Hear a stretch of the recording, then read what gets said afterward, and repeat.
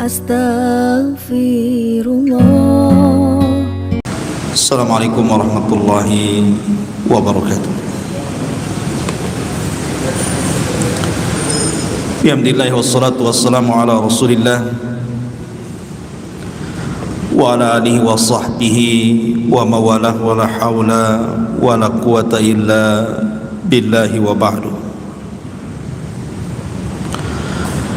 Hadirin dan hadirat yang dimuliakan Allah Subhanahu wa taala. Alhamdulillah, di malam hari ini kembali kita bisa duduk di Masjid Muhajirin.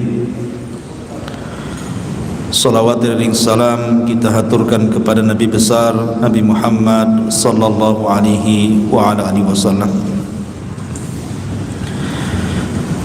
Kita lanjutkan kajian kita, masih membahas tafsir singkat dari surah Al-Baqarah, dan kita masuk pada ayat ke-17. Allah Subhanahu wa taala berfirman, "Mathaluhum kamathalil ladzi istawqada nara falamma adha'at ma hawlahu dhahaba Allahu binurihim wa tarakahum fi dhulumatin la yubsirun summun bukmun umyun fahum la yarji'un." Permisalan mereka orang-orang munafik seperti permisalan orang yang minta dinyalakan api. Maka tatkala api itu menjadi terang dan menerangi sekitarnya, maka Allah Subhanahu wa taala hilangkan cahayanya dan Allah tinggalkan mereka dalam kegelapan sehingga mereka tidak bisa melihat. Mereka bisu tuli dan juga buta, dan mereka tidak akan bisa kembali. Ma'asyiral muslimin yang dimuliakan Allah Subhanahu wa taala, ayat ini masih menjelaskan tentang watak dan sifat orang munafik. Dan di sini Allah Subhanahu wa taala ingin menjelaskan soal permisalan orang-orang munafik. Dan permisalan dalam Al-Quran itu banyak, dan Allah Subhanahu wa ta'ala tidak pernah malu untuk membuat permisalan. Innallaha la yastahi an yadriba mathala. Allah tidak malu untuk membuat sebuah permisalan, dan dijadikan sebuah permisalan dalam Al-Quran itu untuk dijadikan ibrah dan pelajaran. Dan tidak ada yang tahu soal permisalan yang Allah buatkan misal dalam Al-Quran kecuali orang-orang yang punya ilmu. Makanya para ulama kalau membaca Al-Quran kemudian lewat di sebuah permisalan Allah, kalau mereka tidak paham mereka menangis. Kenapa para ulama menangis? Karena menunjukkan bahwa dia tidak ahli, dia tidak paham dengan permisalan itu. Padahal permisalan dibuat itu untuk dijadikan ibrah dan pelajaran. Lah di sini Allah Subhanahu wa taala membuat permisalan tentang orang-orang munafik. Permisalan dunia dan permisalan akhirat. Dan di sini Allah buat dua permisalan. Pertama permisalan nariyah, permisalan api. Yang kedua permisalan ma'iyah, permisalan air. Jadi Allah membuat permisalan orang munafik dengan api dan dengan air. Seperti apa permisalan dengan api dan dengan air itu? Di sini Allah mengatakan, "Mathaluhum kamathalil ladzi istawqada nara." Permisalan orang-orang munafik itu seperti permisalan orang yang meminta dihidupkan api. Seseorang meminta kepada orang lain untuk menghidupkan api. Maka setelah api itu nyala, tentu akan terang. Kalau api dihidupkan kan tentu akan keluar cahaya dari api itu. Falamma adha'at ma haulahu. ketika kemudian api itu sudah terang dan cahayanya kemudian menyinari di sekelilingnya, di sekitarnya, zahaballahu binurihim, tiba-tiba Allah hilangkan cahayanya. Apinya tetap tapi cahayanya hilang. Kan aneh gitu ya, biasanya api itu pasti ada cahaya. Ini enggak, apinya nyala tapi cahayanya enggak ada. Wa tarakahum fi dhulumat. Bukan masalah itu saja, setelah hilang cahayanya kemudian tinggal apinya saja, maka api itu justru menyakiti mereka. Karena ada api pasti ada asap. Sudah gelap, kemudian keluar asap yang kemudian meliputi sekitarnya, kemudian di tengah malam, makanya Allah mengatakan la yubsirun, menjadikan mereka tidak bisa melihat. Apa maksudnya di sini? Kenapa Allah Subhanahu wa taala mempermisalkan orang-orang munafik seperti orang yang meminta dihidupkan api? Maksud api di sini adalah dinul Islam, agama Islam. Jadi orang-orang munafik meminta bahwa dirinya supaya diakui keislamannya. Jadi orang-orang munafik itu masuk Islam supaya diakui keislamannya oleh manusia, bukan oleh Allah. Sehingga ketika kemudian Islamnya bermanfaat untuk dirinya, Islamnya kan untuk bermanfaat untuk dirinya, karena kalau orang sudah masuk Islam terjaga hartanya, terjaga darahnya, terjaga kehormatannya, terjaga keluarganya. Dia bisa menikahi wanita-wanita muslimah. Dia diperlakukan seperti perlakuan terhadap orang-orang muslim. Artinya orang-orang munafik itu mendapatkan manfaat di dunia. Seperti di sini permisalan api. Ketika kemudian apinya sudah nyala, dia pun sudah masuk Islam, begitu ya. Kemudian dengan api yang menyala itu manfaat di sekelilingnya, artinya dia pun mendapatkan manfaat dari Islam itu. Tetapi ketika dia sudah meninggal dunia, masuk ke alam kubur, kemudian nanti dibangkitkan di padang mahsyar, zahaballahu binurihim, maka di kuburan mereka tidak akan mendapatkan cahaya Islam itu. Mereka gelap, enggak manfaat keislaman di dunia yang sama sekali. Zahaballahu binurihim, maka Allah hilangkan cahaya mereka. Wa tarakahum, dan Allah biarkan mereka dalam kuburan-kuburan mereka atau di padang mahsyar mereka, fi dhulumah, di atas kegelapan-kegelapan, la yubsirun, dan mereka tidak bisa melihat. Begitulah Allah Subhanahu wa taala membuat permisalan orang-orang munafik. Di dunia memang kesannya mereka sama dengan kita muslim, tapi di akhirat baru nampak kekafirannya. Karena sekali lagi orang munafik itu menampakkan Islam dan menyembunyikan kekafiran. Itu disebut munafik. Makanya Allah Subhanahu wa taala katakan summun, karena orang munafik itu mereka bisu, bukan tidak bicara, tidak bisa bicara, mereka tidak mau bicara dengan kebenaran. Bukmun, mereka tuli karena tidak mau mendengar kebenaran. Umyun, mereka buta karena tidak mau melihat kebenaran.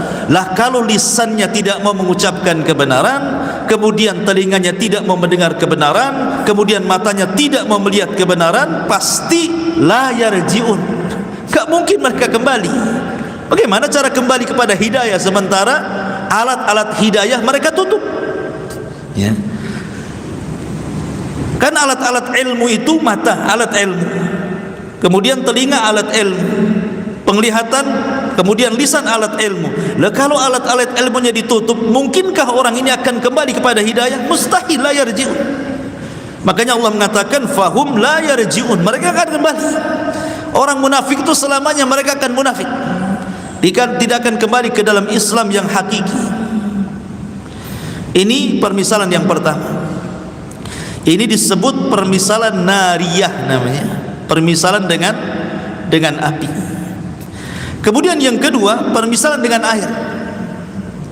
Allah mengatakan au qasayyibin minas sama fihi dhulumatun wa ra'dun wa barqun yaj'aluna asabi'ahum fi adhanihim minas sawa'iqi hadharul maut wallahu muhitun bil kafirin. Permisalan yang kedua yang disebut dengan permisalan ma'iyah, permisalan air, atau kasayyibin minas sama. Kondisi orang-orang munafik itu seperti hujan yang turun sangat deras dari langit. Fi dhulumat, maksudnya di tengah-tengah kegelapan malam. Jadi sudah malam gelap gulita, tiba-tiba hujan turun sangat deras-derasnya. Cukup sampai di situ? Tidak. Tiba-tiba aradun, ada kilat, wabarkun, ada petirnya lagi, sehingga yaj'aluna asabi'ahum, karena takut di malam hari hujan deras, ada guntur, ada petir, ada kilat, takut menyambar-nyambar telinga mereka, maka mereka tutup telinga-telinga mereka dengan asabi'ahum, dengan jari-jari mereka, fi adhanihim, pada telinga-telinga mereka, minas sawaiki hadaral maut, karena takut terkena kilatan guntur, karena mereka takut dengan kematian. Wallahu muhitum bil kafirin, dan Allah meliputi orang-orang kafir. Maksudnya begini, Allah subhanahu wa ta'ala hendak mempermisalkan kepada kita permisalan orang munafik ketika mendengarkan Al-Quran. Jadi permisalan yang kedua ini, permisalan orang-orang munafik ketika mendengarkan Al-Quran. Maka ketika mereka mendengarkan Al-Quran itu seperti permisalan ma'iyah ini. Jadi seolah-olah Al-Quran yang mereka dengar itu hujan yang sangat deras dicampur dengan guntur, petir dan kilat, sehingga mereka tidak mau mendengar Al-Quran itu dan menutup telinga-telinga mereka dengan tangan mereka. Jadi orang-orang munafik itu alergi dengan Al-Quran. Kalau dibacakan kepada mereka, mereka enggak mau dengar. Itulah sifat-sifat orang munafik. Karena mereka hanya ingin diakui saja keislamannya oleh kaum muslimin, tapi tidak benar-benar mencari keislaman. Makanya mereka, Allah mengatakan yaj'aluna asabi'ahum, ketika mereka mendengar Al-Quran, mereka jadikan jari-jari mereka menutup telinga-telinga mereka, minas sawaiki hadar, karena kuatnya pengaruh Al-Quran kepada orang-orang munafik ini. Seolah-olah mereka takut dengan kematian, saking takutnya dengan Quran. Seperti itulah orang-orang munafik. Ini permisalan di dunia orang munafik seperti itu. Mereka tidak mau mendengarkan Al-Quran, dan Al-Quran seperti petir bagi mereka. Yakadul barqu yakhtafu absarahum, hampir-hampir petir itu menyambar pandangan-pandangan mereka. Kemudian Allah permisalkan bagaimana orang-orang munafik di akhirat. Kullama adha'a lahum masyaw fihi, apabila ada cahaya maka mereka mulai berjalan. Wa idza adlama, tapi kalau cahayanya hilang, alaihim qamu, maka mereka berhenti. Walau sya'allahu la dhahaba bisam'ihim wa absarihim, kalau Allah mau, Allah akan hilangkan pendengaran dan penglihatan mereka. Innallaha ala kulli syai'in qadir, sesungguhnya Allah atas segala sesuatu maha mampu. Jadi ketika Allah subhanahu wa ta'ala mengumpulkan manusia di padang mahsyar, dan Allah katakan wasiqal ladzina kafaru ila jahannama zumar, orang-orang kafir tidak sempat melewati titian siratal mustaqim, langsung digiring ke jahannam, dimasukkan ke jahannam. Itu orang kafir. Sehingga ketika orang-orang kafir sudah digiring, wasiqal ladzina kafaru ila jahannam zumara, maka yang tersisa hanya dua kelompok, orang-orang yang beriman dan orang-orang munafik. Kenapa mereka tidak seperti orang-orang kafir langsung dimasukkan ke dalam jahannam? Kenapa mereka kemudian dikumpulkan dengan orang-orang yang beriman? Karena zahirnya mereka orang-orang beriman masalahnya. Makanya mereka dikelompokkan di situ, dan mereka diberikan kesempatan untuk menyeberang. Ketika mereka hendak menyeberang, Allah berikan macam-macam orang itu cahaya sesuai dengan amalannya di dunia. Ada cahayanya terang banget dia, ada cahayanya tidak terang, ada cahayanya redup, ada cahayanya kadang terang kadang redup. Dan ketika meniti titian siratal mustaqim, ada yang seperti kilat tahu-tahu sudah sampai di ujung. Ada yang seperti orang yang memacu kuda balap tahu-tahu sudah di ujung. Ada orang yang seperti lari kencang tahu-tahu sudah di ujung. Ada orang yang kemudian berjalan santai, ada orang yang kemudian merangkak, terkadang hampir jatuh tapi kemudian sampai juga. Tapi ada juga yang Allah takdirkan harus terjun ke jahanam. Lah orang-orang munafik ini Allah Subhanahu wa taala berikan cahaya kecil. Terkadang cahaya itu menyala, terkadang cahaya itu padam. Ketika cahaya itu menyala, kullama adha'a lahum masyaufi. Jadi ketika mereka naik di titian siratal mustaqim itu, kalau cahayanya muncul, mulai mereka berjalan. Tetapi wa idza adlama alaihim qam. Ketika cahaya hilang, berhenti dia. Kata para ulama tafsir, seandainya orang-orang munafik itu mampu melewati sepertiga saja, jangan 2/3, sepertiga titian siratal mustaqim, tentu dia akan diseberangkan ke surga. Artinya bahwa berdirinya orang munafik di titian dengan berjalannya itu lebih banyak berdirinya, lebih banyak berhentinya dibandingkan jalannya gitu. Anda bisa bayangkan ya. Sebab kalau seandainya sepertiga saja titian dia bisa melewati, tentu diseberangkan ke surga. Tetapi ketika dia banyak berhenti dibandingkan jalan, maka mereka akan sampai ke neraka bukan ke surga. Sehingga orang-orang munafik itu kan kebiasaan di dunia suka menipu. Orang-orang munafik itu kan ciri-ciri yang paling nampak adalah idza haddatsa kadzab, apabila bicara dusta. Dia suka menipu orang. Idza laqul ladzina amanu qalu amanna wa idza khalau ila syayatinin qalu inna ma'akum innama nahnu mustahzi'un. Kalau berjumpa dengan orang yang beriman, oh aku ni kawan kalian. Tapi kalau berjumpa dengan orang kafir, saya juga kawan kalian.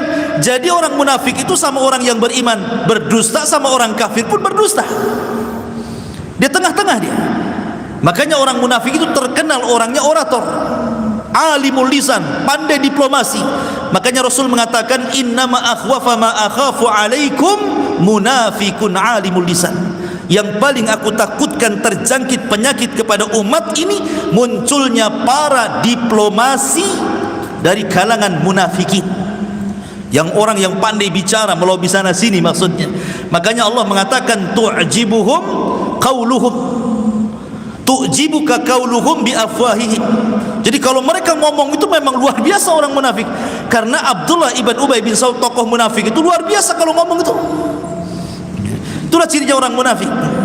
Lah ketika di dunia dia bisa mengelabui orang yang beriman, rupanya ketika menyeberang titian siratal mustaqim, dia pun mau berusaha mengelabui orang-orang yang beriman. Allah sebutkan dalam surah Nur, ketika orang-orang yang beriman lewat dan tentu membawa cahaya, apa kata orang munafik? Naktabis min nurikum, katanya. Tunggu dulu, aku ingin berjalan bersama kamu dan mengikuti cahayamu. Ya, di dunia dia bisa mengelabui orang yang beriman, di akhirat mana bisa ya. Maka orang-orang yang beriman yang ketika berjalan di titian siratal mustaqim, kemudian orang munafik mengatakan naktabis min nurikum, tolonglah berhenti dulu, saya ingin ikut cahayamu. Maka orang mukmin mengatakan tidak, faltamis mi waraikum, cari di belakang kalian, katanya. Akhirnya orang munafik kembali, rupanya ada semacam jidar, semacam tembok yang zahirnya itu rahmat tapi belakangnya adalah azab. Ya, zahiruhu rahmah. Jadi zahirnya rahmat tetapi belakangnya adalah min kibalihi azab. Akhirnya ketika masuk ke tembok itu disangkanya dia akan selamat, malah masuk ke dalam jahanam gitu ya. Nauzubillah. Ya, orang munafik di dunia bisa melabui, tapi di akhirat siapa yang bisa dikelabui dia? Ini permisalan orang-orang munafik yang disebut dengan permisalan ma'iyah namanya, permisalan api.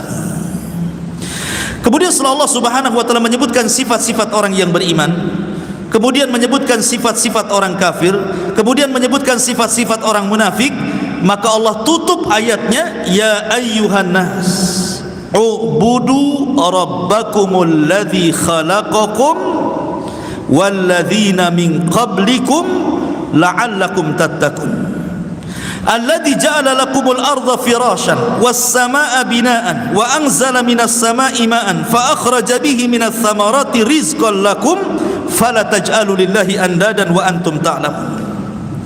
Wahai manusia, manusia ini mencakup mukmin, kafir, munafik. Wahai manusia, seolah-olah ingin mengatakan, hei orang yang beriman, hei orang kafir, hei orang munafik, begitu. U'budu rabbakum, sembah Rabb kalian, tauhidkan Rabb kalian. Alladzi khalaqakum, yang telah menciptakan kalian, walladzina min qablikum, dan menciptakan orang sebelum kalian, la'allakum tattaqun, agar kalian bertakwa. Kenapa kita harus menyembah Allah Subhanahu wa taala? Karena alladzi ja'ala lakumul arda firasha, karena Allah yang telah menjadikan bumi ini terhampar untuk kalian. Was samaa'a binaa, dan menjadikan langit itu bangunan sebagai atap kalian. Wa anzala minas samaa'i ma'an, dan Allah turunkan dari langit itu air. Fa akhraja bihi minas thamarat, maka Allah keluarkan dengan air itu berbagai macam thamarat, buah-buahan. Rizqan lakum, sebagai rizki bagi kalian. Fala taj'alu lillahi andadan wa antum ta'lamun, maka janganlah kalian menjadikan bagi Allah tandingan-tandingan jikalau kalian mengetahuinya. Ada sebuah kaidah yang harus diketahui seorang mukmin tentang nikmat Allah, kenapa kita harus menyembah Allah Subhanahu wa taala. Pertama, al-ijad. Pertama, al-ijad. Kemudian yang kedua, al-i'dad. Kemudian yang ketiga, al-imdad. Kemudian yang keempat, al-irsyad. Kemudian yang kelima, al-is'ad. Ini kaidah kehidupan namanya. Ijad, i'dad, imdad, irsyad, is'ad. Antum yang belajar bahasa Arab paham artinya. Yang enggak bisa bahasa Arab ya sudah dengerin aja. Yang pertama, ijad. Ijad itu artinya mengadakan, menciptakan. Yang menciptakan alam semesta ini adalah Allah. Allah yang menjadikan ada langit, ada bumi, dan ada apa yang ada di permukaan bumi, dari lautnya, dari gunungnya, dari macam-macamnya. Ini disebut ijad. Allah menciptakan segala sesuatunya. Untuk siapa? Untuk kita. Ya, kenapa Allah ciptakan laut berbagai macam ikannya? Kenapa Allah menciptakan hutan berbagai macam buah-buahannya dan binatang-binatangnya? Kenapa Allah menciptakan sawah berbagai macam biji-bijiannya? Itu untuk siapa? Untuk kita, manusia. Allah ciptakan itu semua, itu yang disebut dengan ijad. Ini satu. Setelah Allah Subhanahu wa taala ciptakan nih fasilitas ini untuk kita, baru yang kedua disebut i'dad. Allah persiapkan semuanya. Jadi setelah Allah menciptakan langit dan bumi, Allah persiapkan semuanya itu. Ini lautan sebelah sini, ini sungai sebelah sini, ini hutan sebelah sini, ini daratan sebelah sini, ini yang lautan sebelah sini. Allah persiapkan semuanya. Setelah Allah ciptakan itu, Allah atur tuh satu-satu tuh dengan tertibnya. Allah mengatur mana posisi laut, mana posisi gunung, mana posisi hutan, semua diatur oleh Allah Azza wa Jalla. Untuk siapa? Untuk kita. Kemudian yang ketiga, al-imdad. Al-imdad itu artinya Allah perbanyak. Ketika Allah Subhanahu wa taala ciptakan umpamanya ini satu buah mangga. Satu buah mangga akhirnya berbuah sampai ratusan buah mangga. Kemudian dari buah mangga yang ratusan itu kan ada biji dalamnya tuh. Akhirnya dari setiap satu biji itu tumbuh mangga yang pertama, mangga kedua, mangga ketiga. Dari satu mangga akhirnya jadi 100 mangga dari biji itu. Itu disebut imdad. Allah tidak membiarkan adanya kepunahan. Tetap satu pohon ini akan menghasilkan ribuan pohon. Nanti dari ribuan pohon jutaan pohon, dari jutaan pohon miliaran pohon, gitu loh maksudnya. Jadi Allah tidak akan membiarkan adanya kepunahan. Untuk siapa? Untuk kita. Bahkan ada satu buah itu sampai ribuan bijinya tuh. Itu kalau ribuan biji tumbuh ya, sebanyak itu tumbuh-tumbuhan itu disebut imdad. Kemudian setelah imdad, yang keempat irsyad. Allah ilhamkan kepada kita. Allah ilhamkan kepada manusia mana yang boleh dimakan, mana yang tidak boleh dimakan, mana ikan yang beracun, mana yang tidak, mana buah-buahan yang enak, mana yang tidak, mana yang boleh dimakan, mana yang tidak, mana daun-daunan yang bisa dimakan, mana tidak.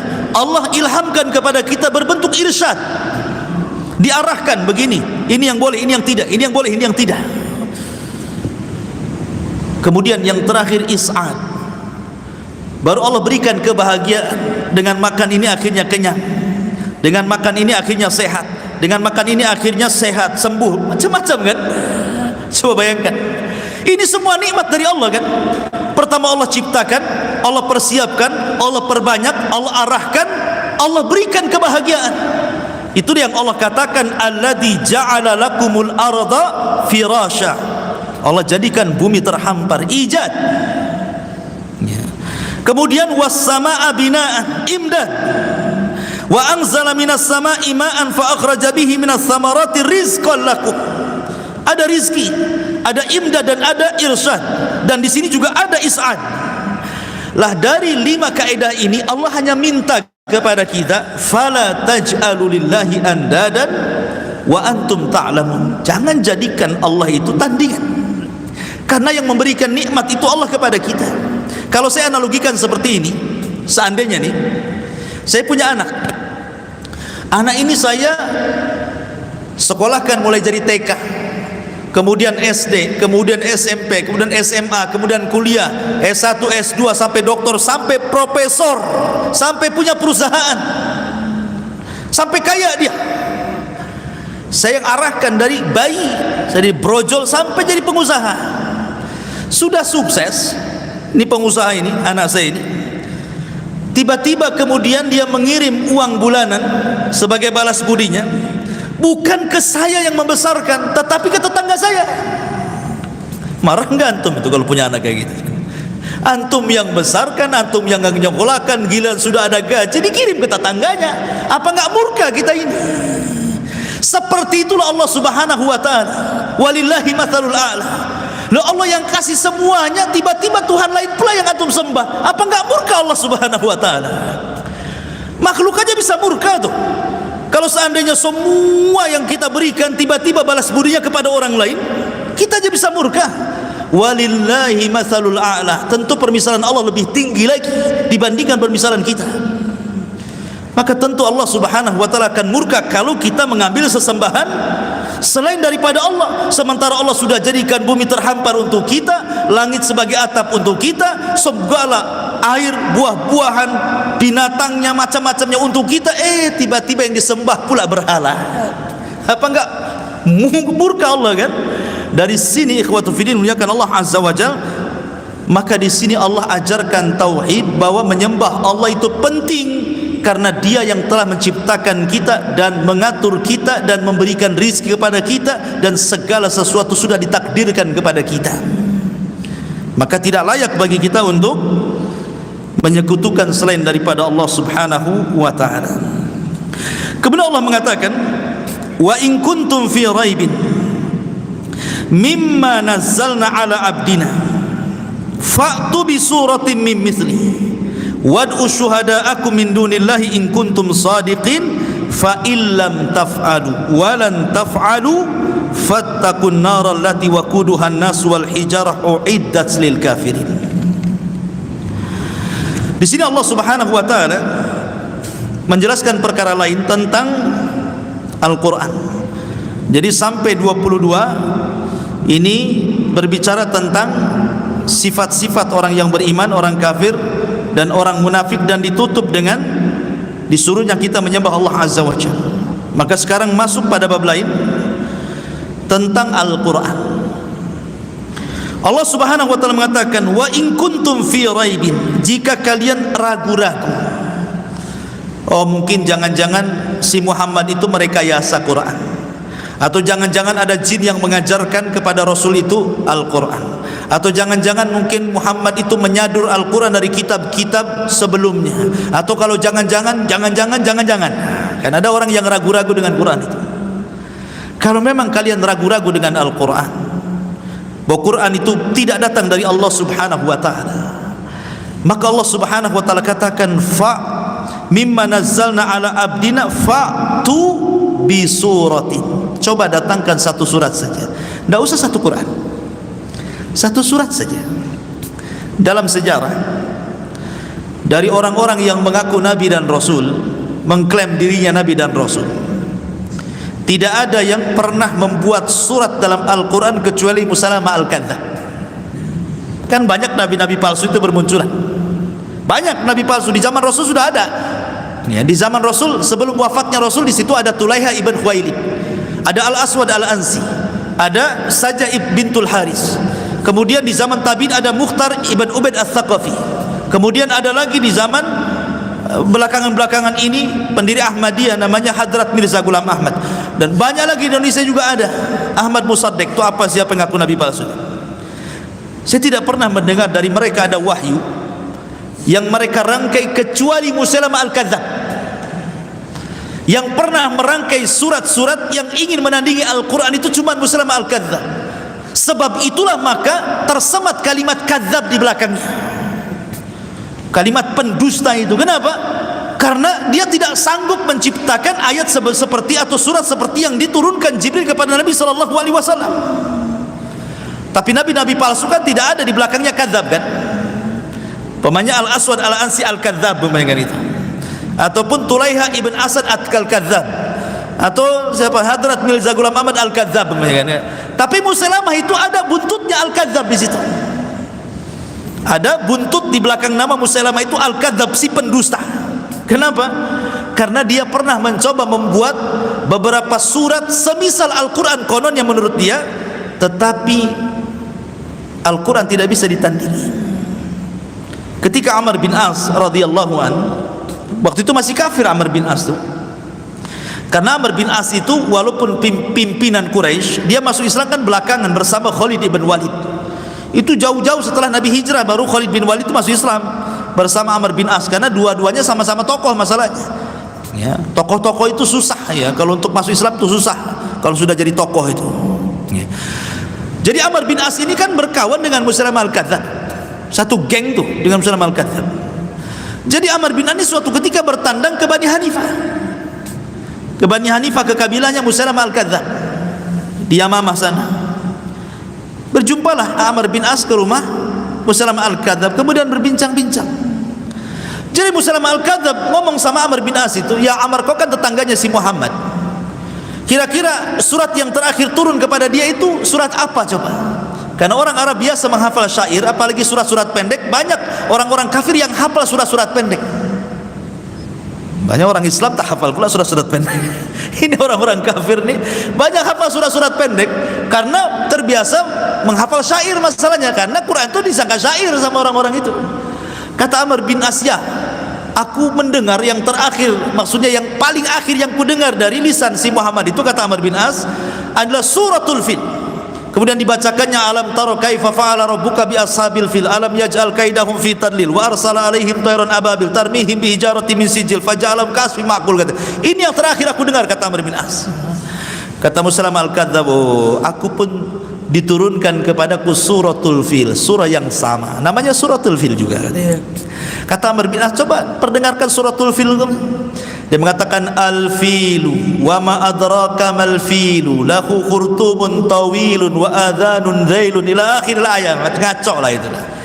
Gajah, tahukah kamu gajah? Gajah itu punya belalai panjang dan kuping yang besar. Ya memang benar, emang gimana kok mensifati gajah? Coba. Apa maknanya? Memang gajah seperti itu. Al-filu wa ma adraka mal fil gitu. Gajah, tahukah kamu gajah? Lahu khurtumun tawil, punya belalai panjang. Ya memang punya belalai panjang kan. Wa adhanun dhail, dan telinga yang besar melambai. Aku disebutkan dalam riwayat, dia mengatakan kalau si Muhammad itu turun padanya suratul Fil, maka turun semalam Jibril kepadaku suratul Difda, katanya. Ini aneh lagi, suratul Difda, ya Difda binta difda'aini nikki mata nikki fa inna a'laki fit tini wa asfaluki fil ma'i. Ya Difda' binta difda'aini, wahai kodok, putra dari ibu bapa kodok, katanya. Nikki mata nikki, silahkan mengodok, karena paling tinggi hidupmu di tanah dan paling rendah hidupmu di air. Ini Amr bin As ini kan masih kafir ya, masih kafir dia. Tetapi orang Arab itu menganggap dusta itu aib masalahnya. Ingat, orang jahiliyah itu, sejahil-jahiliyahnya orang jahil, tapi orang yang berdusta itu aib. Bagi mereka aib. Makanya orang Arab itu jarang berdusta walaupun jahiliyah. Bedanya kalau kita ini suka dusta padahal muslim ya kan? Orang jahiliyah itu menganggap aib. Makanya Amr bin As langsung mengatakan, wallahi ya Musailamata fa inni ra'aituka kadhiban. Demi Allah wahai Musailamah, aku tidak melihat engkau ini kecuali seorang pendusta, katanya. Padahal sama-sama kawan itu, sama-sama musyrik. Tapi Amr bin As mengatakan, wallahi inni ra'aituka lakadhiba, engkau ini pendusta, aku benar ini enggak, itu karya-karya kamu aja itu, katanya. Kau yang rangkai-rangkai, katanya. Itu Amr bin As mengatakan seperti itu. Artinya dari sini bahwa sekelas Musailamah al-Kadzdzab, seorang ahli syair saja tidak bisa merangkai Al-Quran, apalagi orang yang tidak pandai merangkai syair, apalagi orang yang tidak tahu bahasa. Makanya sering saya katakan di permulaan ketika kita membahas surah Al-Baqarah, kenapa Allah Subhanahu wa taala memulakan surah Al-Baqarah itu dengan alif lam mim? Kenapa? Kenapa surah Al-Baqarah dimulai dengan kalimat alif lam mim? Seolah-olah Allah ingin mengatakan Quran ini terangkai dari alif, ba, ta, sa, jim, lam, kha, ha sampai ya gitu ya. Sebagaimana Quran terangkai dari huruf lam, alif, mim dan begitu seterusnya dari huruf hijaiyah, kau rangkai juga Al-Quran dari huruf-huruf itu kalau kau sanggup. Ini huruf-hurufnya sudah ada, huruf hijaiyah itu alif sampai ya. Sekarang kau rangkailah Quran itu dari huruf-huruf ini kalau kalian sanggup. Makanya Allah mengatakan di sini fa'tu bi suratum min mithli. Datangkan semisal Quran. Satu surat saja. Cukup sampai di sini. Wad'u syuhada'akum. Kalau perlu, undang syuhada'akum. Penolong-penolongmu. Kumpulkan mau malaikat, mau jinnya, mau manusianya, mau profesornya, mau orang jahilnya, kumpulkan semuanya satu alam sama saya ini kalau kalian sanggup. Dibayangkan. Kumpulkan malaikatnya sekali, kumpulkan jinnya sekali, kumpulkannya manusia sekali, kumpulkan orang cerdas sekali. Fa'tu bi suratin min mithli. Datangkan semisal Al-Quran. In kuntum shadiqin. Kalau kalian memang benar, kalian sanggup membuat Al-Quran, maka Allah bantah fa illam taf'alu. Jika kalian tidak sanggup melakukan, walan taf'alu, dan tidak akan mampu melakukannya, fattaqun nar, maka takutlah kepada neraka. Allati waquduhan nas, yang bahan bakarnya manusia, wal hijarah, dan bebatuan, uiddat lil kafirin, dan itu sudah disiapkan bagi orang-orang kafir. Dari sini menunjukkan bahwa Al-Quran adalah mukjizat yang datang dari Allah Subhanahu wa taala. Tidak ada yang sanggup merangkai seperti Al-Quran. Kemudian Allah Subhanahu wa taala berfirman, wa basyiril ladzina amanu wa amilus salihati anna lahum jannatin tajri min tahtihal anhar kullama ruziku minha min thamaratir rizqan qalu hadha alladhi ruzikna min qablu wa utubihi mutasyabiha wa lahum fiha azwajum mutahharatun wa hum fiha khalidun. Dan berilah kabar gembira kepada orang-orang yang beriman dan beramal saleh bahwa bagi mereka sorga-sorga. Sorga itu bukan satu, karena Allah menggunakan jamak di sini, sorga, sorga, ya, karena sorga itu memiliki tingkatan-tingkatan. Syekhul Islam Ibnu Taimiyah rahimahullahu taala ketika memberikan catatan kepada hadis Nabi sallallahu alaihi wasallam bahwa para penghafal Quran, orang-orang yang punya perhatian Al-Quran di dunia, maka akan dipanggil di sorga di hadapan Allah Azza wa Jalla. Kemudian Allah Subhanahu wa taala akan berfirman kepada orang yang mencintai Quran ini, Iqra wartaq warattil kama kunta turattil fid dunya fa inna manzilataka inda akhiri ayatin taqra'uha. Baca, naiklah, karena di sorga itu nanti manusia diberikan raf-raf. Raf-raf itu sayap di belakang sini sehingga bisa terbang, ya. Jadi di sorga itu bukan kayak di bumi. Kalau di bumi itu kan kita merayap di bumi, binatang-binatang yang disebut dengan binatang melata yang merayap di bumi. Di sorga nggak ada binatang melata itu. Di sorga itu tidak ada binatang yang merayap kayak kita di bumi, itu tidak ada. Bahkan manusianya juga tidak merayap di bumi. Di sorga itu semua terbang. Dan itu digambarkan dalam Al-Quran ketika Allah Subhanahu wa ta'ala menceritakan tentang makanan ahlu sorga. Allah mengatakan tayran mimma yashtahun, tayran mimma yashtahun. Jadi makanan di sorga itu, binatang di sorga itu diistilahkan tayr. Tayr itu artinya burung, terbang. Tayr itu artinya terbang. Burung kan terbang, maka disebut tayr. Kalau pesawat disebut ta'irah namanya. Pesawat terbang disebut ra'aitu ta'irata yatir. Aku melihat pesawat terbang gitu ya. Burung itu ta'irah, tayr, ya. Jadi artinya binatang sorga itu kata para ulama tidak ada yang merayap kayak di bumi melata, tidak, semua disebut tayr, ya. Walahmi tayrin mimma yashtahun, dan daging binatang yang terbang yang kalian sukai, itu maksudnya. Artinya dari sini ketika kalimat tayrin adalah nakirah, berarti semua binatang di sorga itu terbang. Kambing terbang, unta terbang, kuda terbang, semua terbang. Antum aja terbang, ya. Di dunia pengen terbang, cita-citanya jadi Superman kan itu. Nanti jadi Superman semua di sana. Karena punya sayap. Semua dikasih rop-rop. Karena bangunan sorga itu tergantung-gantung, ya. Jadi Allah Subhanahu wa ta'ala katakan kepada para penghafal Quran itu, Iqra, baca. Wartak, naik. Sambil baca Quran itu dinaikkan sayapnya, sambil naik melewati satu tingkatan sorga, dua tingkatan sorga, tiga tingkatan, terus sampai beberapa tingkatan ke atas. Warattil, dan tartilkan bacaanmu sebagaimana kau tartilkan bacaan Quranmu di dunia. Fa inna manzilataka, di sini syahidnya, fa inna manzilataka inda akhiri ayatin taqra'uha, karena tingkatanmu di sorga kata Allah disesuaikan dengan banyak tidaknya engkau membaca Quran di dunia. Makin sering baca Quran di dunia, maka makin tinggi tingkatannya di sorga. Dan orang yang paling sering membaca Quran pasti penghafal Quran. Tidak percaya? Coba orang menghafal Quran itu, kadang satu ayat diulang-ulang pengen hafal. Nah, berapa kali itu? Ada satu ayat itu sampai 100 kali dia baca supaya bisa hafal kan? Nah, kalau antum baca Quran saja paling terus satu ayat, tapi penghafal Quran beda dia. Kalau dia menghafal Quran itu satu ayat saja ratusan kali biar hafal, kan dia paling banyak membaca Qurannya deh. Kalau tidak menghafal Quran sedikit bacaannya. Kalau penghafal Quran pasti banyak. Waktu menghafal aja dia beribu-ribu dia ayat dia baca supaya hafal. Satu ayat saja diulang-ulang berkali-kali, ya. Jadi kata Syekhul Islam Ibnu Taimiyah rahimahullahu taala, ketika Allah mengatakan fa inna manzilataka inda akhiri ayatin taqra'uha, kedudukanmu di sorga itu disesuaikan dengan ayat yang kau baca akhir di dunia itu.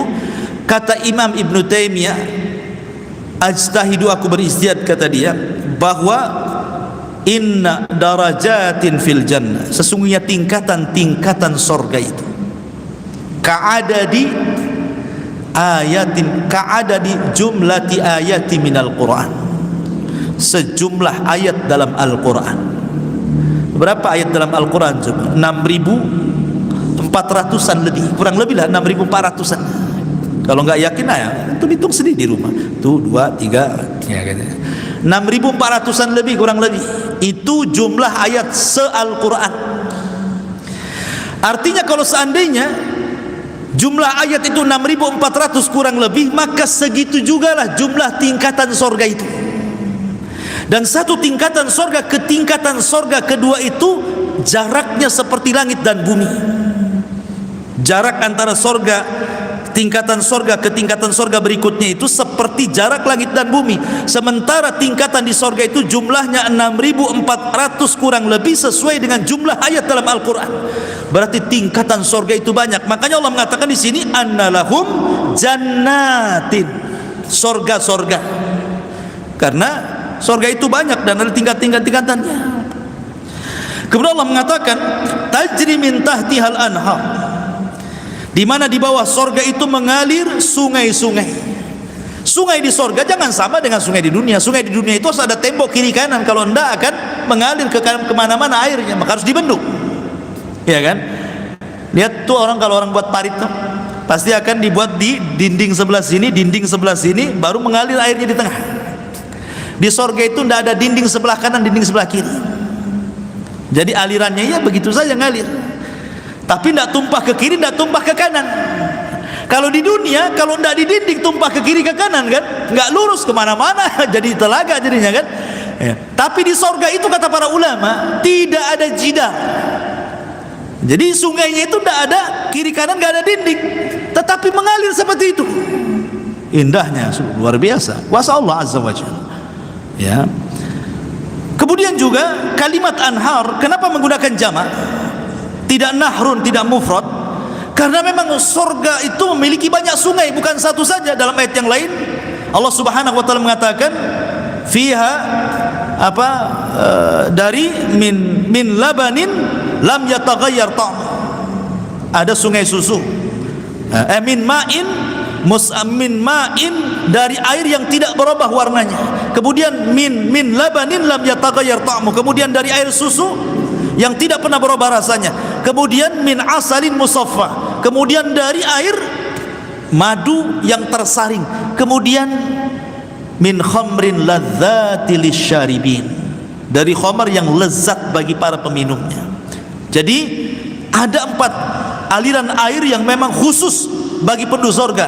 Pertama, air bersih. Di dunia cari air bersih kayak depan saya ini harus beli. Gak bisa kita cari air bersih di dunia ini beli, ATB aja kita bayar, ya kan? Di dunia itu cari air bersih setengah mati.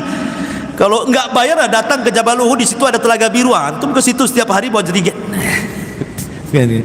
Siapa mau ke telaga biru bawa jerigen berkilo-kilo masuk ke hutan?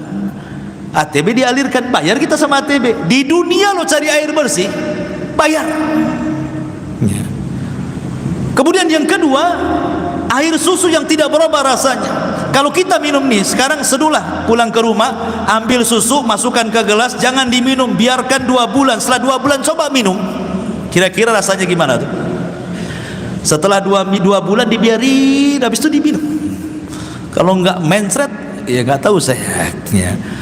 Sudah fermentasi, udah rasanya udah gak karu-karuan kan? Itu susu di dunia. Sementara Allah mengatakan min labanin lam yataghayyar ta'amu. Susunya di surga itu tidak berubah-berubah. Subhanallah, ini kan luar biasa. Kemudian min asalin musaffa. Kalau kita ingin madu gitu kan, kita harus memeras dulu, harus manjat dulu, berperang dulu sama tawon. Kalau mau yang sudah bersih harus beli, masalahnya kan gitu. Di surga min asalin musaffa, sudah tersaring, sudah tinggal nyiduk saja gitu maksudnya. Yang lebih hebatnya min khamrin ladzati lisyaribin, dari khamar yang lezat. Maksudnya lezat tuh kalau khamar di dunia ya, kemudian kita minum, paling rendah sakit kepala dia kalau baru minum, ya kan? Paling tinggi ya tidur disolokan lah itu ya. Apa dia ngomong ngeracok kemana-mana. Pasti orang khamar di dunia ini kalau sudah mabok dia mencela orang, dia menuduh orang. Makanya kenapa hukuman orang yang khamar dicambuk itu seperti hukuman mencambuk seorang yang menuduh wanita baik-baik berzina. 80 kali cambukan kan. Dan itu isi aja Umar bin Khattab. Karena orang mabuk ini terkadang diam fitnah-fitnah orang, ngomongnya nggak jelas. Makanya hukumannya disamakan sama Umar bin Khattab 80 kali cambukan. Di zaman Rasul 40, ditambah di zaman Umar 80. Ya. Kenapa demikian? Karena orang mabuk itu ngomongnya nggak jelas. Paling rendah ya sakit kepala lah kan. Di sorga itu tak ada sakit kepala. Ladzati lisyaribin. Kalau diminum tuh lezatnya luar biasa. Itulah khamar. Makanya kenapa Rasulullah SAW mengancam man syaribal khamra fid dunya lam yashrabhu fil akhirah. Siapa yang mabuk di dunia jangan bisa mabuk kok di akhirat. Gak akan mabuk kok di akhirat, kata Rasul ya. Tetapi kata para ulama, apakah hadis ini dipahami zahirnya? Jadi orang yang pernah minum di dunia minuman keras, dia tidak akan minum minuman keras di akhirat, ataukah dia tetap minum? Ulama menjadi dua pendapat. Ada yang mengatakan, dilihat dohir hadis ini, bahwa orang yang pernah minum khamar di dunia, kemudian dia tidak tobat dan mati di atas itu, walaupun dia masuk surga, dia nggak akan dikasih minuman sungai berupa khamar, karena sudah pernah diminum di dunia. Itu satu pendapat. Pendapat yang kedua, ada yang mengatakan tidak, karena di surga itu semua halal, tidak ada yang haram. Tidak ada di surga itu yang ini boleh diminum, yang ini tidak. Semua boleh di surga itu. Ya. Mana ada ini haram, ini haram? Tidak. Di surga itu semua boleh. Tidak ada yang tidak boleh. Kecuali di zaman Nabi Adam saja, itu sebagai ujian. Yang lain boleh kecuali satu pohon ini. Tapi pohon ini sudah nggak ada lagi. Ya, pohon larangan itu sudah tidak ada lagi. Kalau semua umat Muhammad sudah masuk surga, tidak ada lagi pantangan untuk mendekati pohon kehidupan yang disebut dengan Syajaratul Khuldi itu. Itu hanya untuk ujian kepada Adam, karena sebuah hikmah, karena Adam harus diterjunkan ke bumi, karena Allah yang mengatakan inni ja'ilun fil ardi khalifah, aku jadikan di bumi. Kenapa Adam di sorga? Ya makanya harus turun ke bumi, karena Allah mengatakan di bumi masalahnya kan. Maka dibuatlah ujian, diciptakanlah pohon, dengan sebab itulah Adam akhirnya ke bumi, dan itu sesuai dengan hikmah Allah. Ya. Taib tajri min tahtihal anhar kullama ruziku minha min thamarati rizqa, setiap kali mereka diberikan rizki dari buah-buahan di sorga.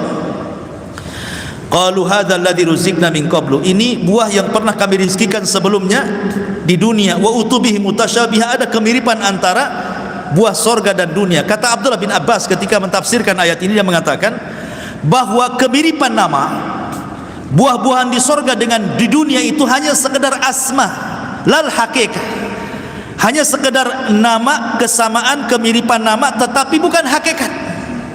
Nama boleh sama tapi hakikat berbeda, gitu maksudnya. Di dunia ada pisang, di sorga ada pisang. Di dunia ada kurma, di sorga ada kurma. Kemudian di dunia ada delima, di sorga ada delima. Di dunia ada pohon anggur, di sorga juga ada anggur. Begitu seterusnya. Ini hanya kesamaan nama, bukan kesamaan hakikat. Karena hakikatnya sorga itu sebagaimana sabda Rasul, a'dadtu li ibadis salihin ma la ainun ra'at wa la udhunun sami'at wa la khatara ala qalbi bashar.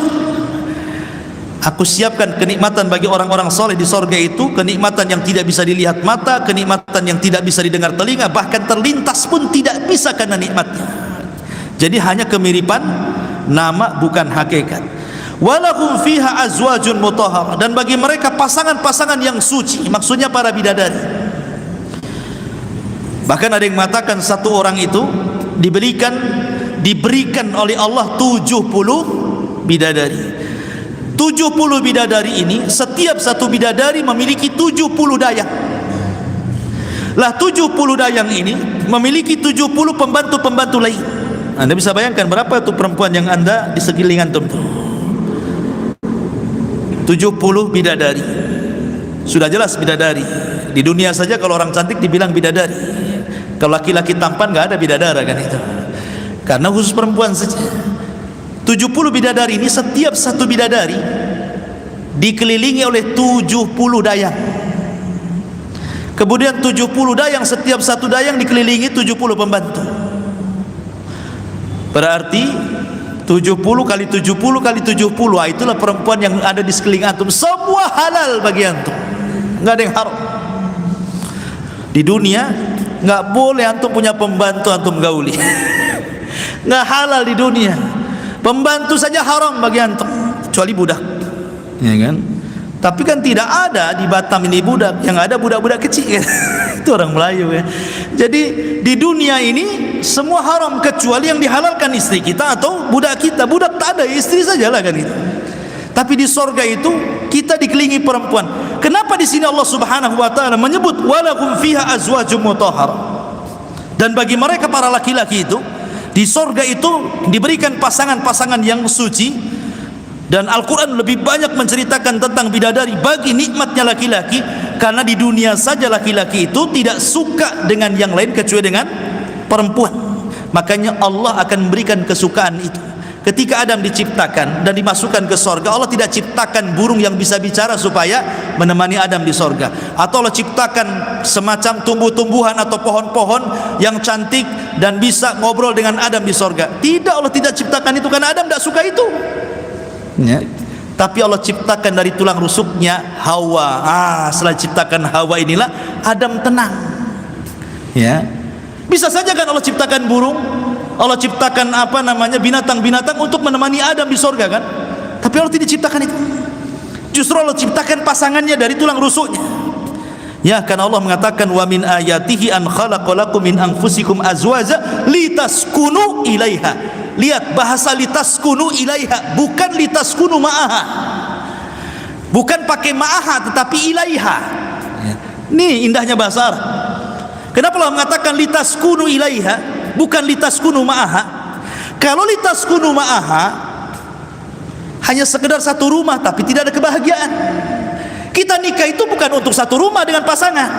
Kalau hanya satu rumah saja buat apa ya? Tetapi litaskunu ilaiha, supaya hati kita tenang dengan dia walaupun tidak ada atapnya rumah kita, gitu maksudnya. Kalau hanya satu rumah saja, betapa banyak suami istri satu rumah tetapi tidak tenang, bercerai, nggak jelas-jelas di situ kan. Itulah bahasa Quran, kenapa diciptakan pasangan bukan untuk serumah, supaya kita tenang dengan dia, gitu maksudnya. Lah Adam itu diciptakan Hawa seperti itu. Walahum fiha azwajum mutahharatun wa hum fiha khalidun, dan Allah kekalkan mereka di sorga. Ingat kekekalan sorga. Kalau ada yang mengatakan lalu bedanya apa kalau sorga kekal, Allah juga kekal, berarti Allah ada tandingan dalam kekekalan di sini? Tidak. Allah kekal, sebelumnya tidak didahului dengan ketidakadaan, tapi sorga sebelumnya didahului dari ketidakadaan. Sebelumnya tidak ada sorga, Allah ciptakan sorga, tapi Allah sebelumnya tidak didahului dengan ketidakadaan. Allah itu selamanya ada.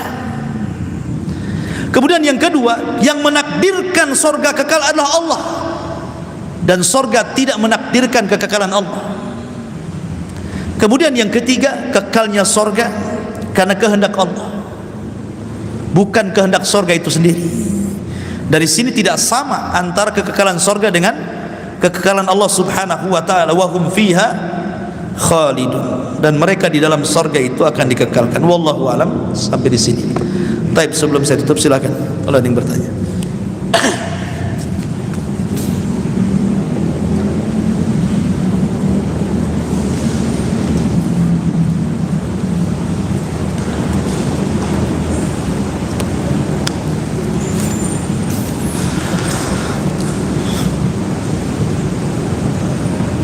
Taib, kalau pas, alhamdulillah. Kita tutup dengan doa kafaratul majlis. Subhanakallahumma bihamdika asyhadu an la ilaha illa anta astaghfiruka wa atubu ilaik. Allahu ta'ala. Assalamualaikum warahmatullahi wabarakatuh.